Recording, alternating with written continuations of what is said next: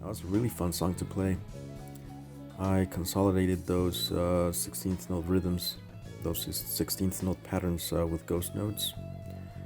And for the solo, it helped me learn how to improvise on a minor chord by alternating between the blues scale and the Dorian mode.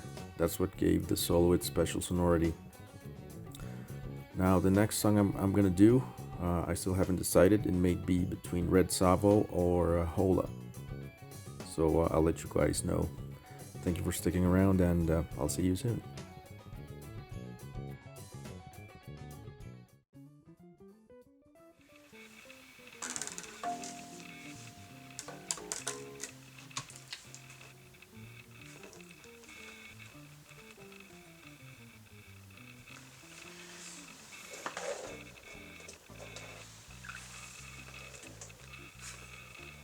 It helped me a lot stabilizing my right hand with ghost notes. I don't even know what to say. I learned to consolidate